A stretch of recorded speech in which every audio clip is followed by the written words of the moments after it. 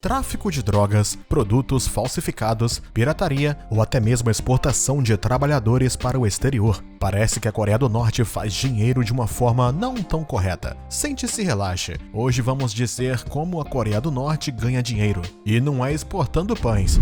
A Coreia do Norte é uma grande potência mundial. Pelo menos é o que Kim Jong-un afirma. Sempre quis alcançar seus homólogos asiáticos, China e Japão, economicamente. E poder significa dinheiro e riqueza. E muito dinheiro significa atividades ilícitas também. Para se enriquecer, a Coreia do Norte não hesita em fazer do tráfico de drogas uma de suas principais atividades, mesmo que alguns não gostem disso. Foi em 1970, sob o regime de Kim Jong-il, que a Coreia do Norte começou a fabricar, transportar e vender drogas ilegais. Fabricar e exportar metanfetaminas também, uma droga sintética e muito viciante. Fabricadas em fábricas dedicadas, grandes quantidades desses narcóticos são vendidas principalmente na Coreia do Sul e no Japão, através de pequenos comerciantes de bairro. Uma excelente maneira de o país ganhar moeda estrangeira e alimentar os cofres do regime de Pyongyang. A Coreia ganha bilhões de dólares todos os anos com este suculento negócio. E isso representa de 70% a 80% da moeda estrangeira colhida ilegalmente. É claro que a Coreia do Norte não está feliz com isso, mas como um estado puramente comunista, a última coisa que deve incomodar é que o resto do mundo está contra ela. Estou surpreso que Pyongyang tenha sido capaz de financiar seu programa de armas nucleares por conta disso.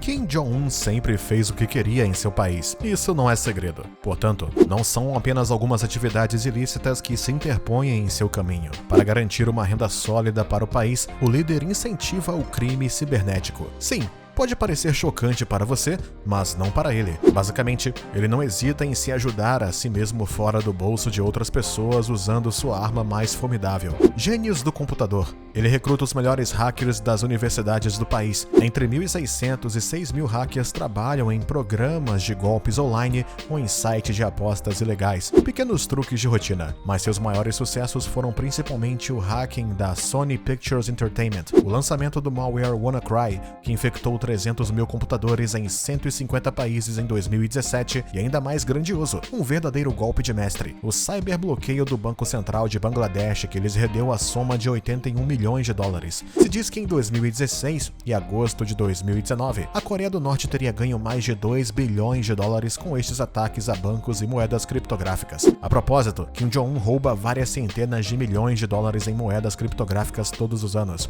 E de acordo com estimativas, o país terá roubado 400 milhões de dólares em 2021. E sim, custa muito para financiar um programa de mísseis nucleares balísticos. Céus abertos que fazem Kim Jong-un ser odiado por todo mundo. Cuidado para não deixá-lo muito animado. Em qualquer caso, com tanto dinheiro, ele tem mais do que o suficiente para se acalmar.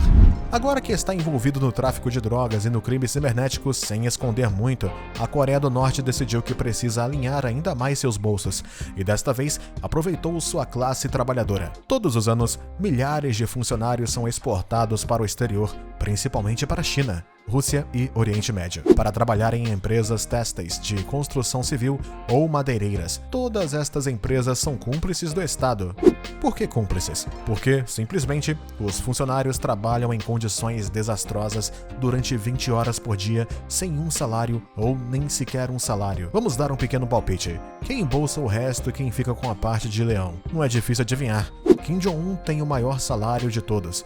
Isso representa uma renda de 200 milhões de dólares para o regime, algo que tem escandalizado a ONU, acusando a Coreia do Norte de abusar do seu próprio povo. Mas você acha que Kim Jong-un confia no que ele é acusado? O mais importante é que os cofres do país estão cheios, não importa o dano que cause.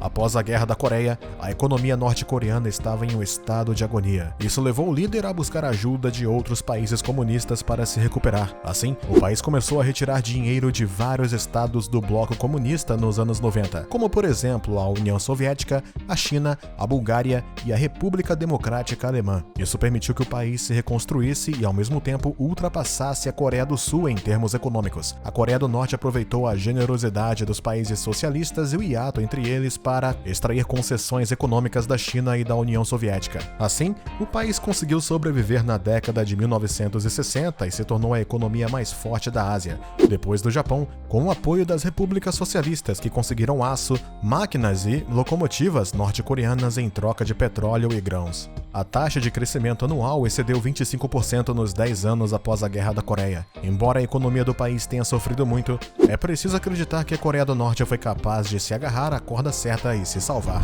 Após a Guerra da Coreia do Norte, a Coreia decidiu arregaçar as mangas e criar sua própria riqueza. Assim, o país começou a fabricar e exportar armas. Em 1980, a Coreia do Norte foi reconhecida como um negociante de armas legal, principalmente para países do terceiro mundo. Vendia armas pouco sofisticadas, mas confiáveis.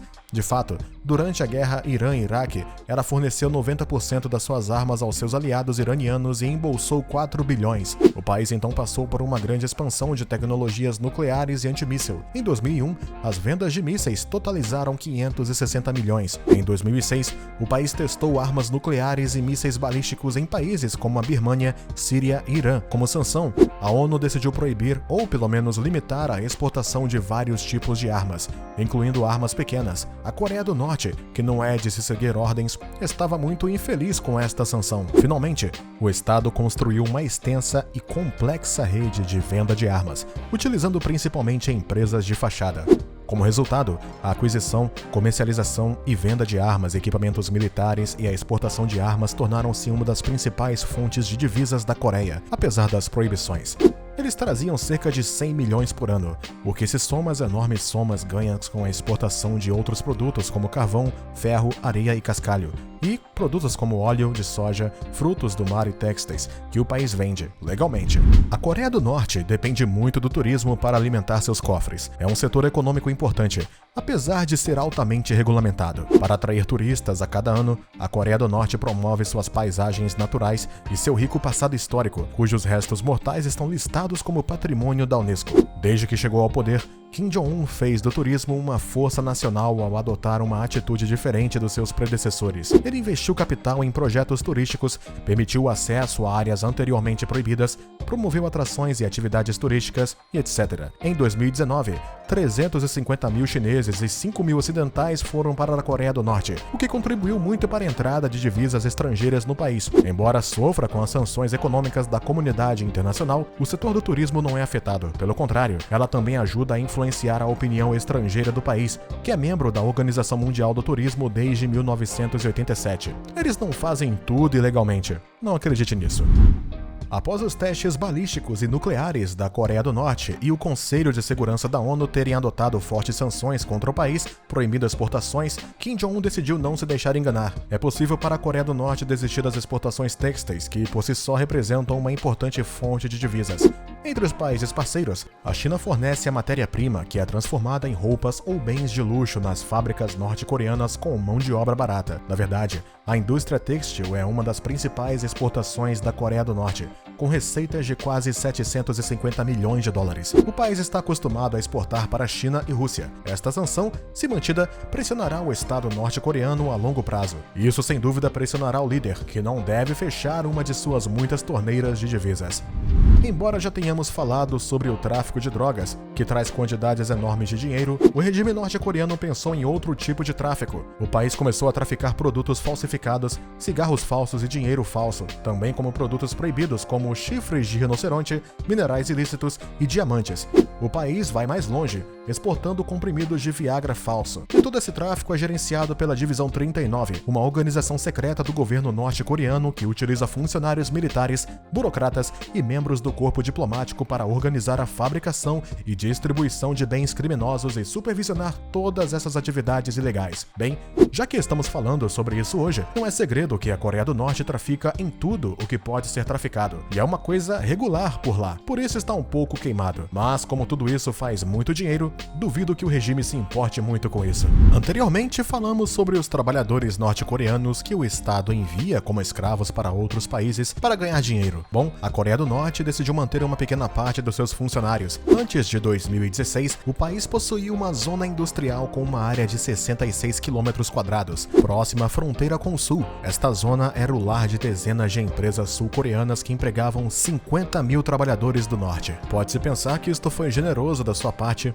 mas não. Pyongyang também explorou seus trabalhadores lá, confiscando seus salários, ou uma boa parte deles, o que rendeu uma renda anual de cerca de 100 milhões de dólares. Em fevereiro de 2016, após várias disputas políticas entre as duas Coreias, Pyongyang ordenou os sul-coreanos que deixassem Kaesong e as tropas norte-coreanas assumirem o controle da área. Os sul-coreanos não tiveram escolha a não ser abandonar as 120 empresas e ativos estimados em 663 milhões. Certamente você deve pensar que isso colocou uma pequena moça na carteira norte-coreana, mas não. O país, em 2017, reabriu naturalmente, sem um acordo dos sul-coreanos, as 19 fábricas na região, embolsando todos os lucros. A Coreia do Norte continua explorando seus trabalhadores, fazendo-os trabalhar em fábricas que não pertencem a ela e embolsando todo o dinheiro. O que você achou desses fatos norte-coreanos? Conte pra gente nos comentários. E se você gostou do vídeo, não se esqueça de nos dar um like e se inscrever no canal.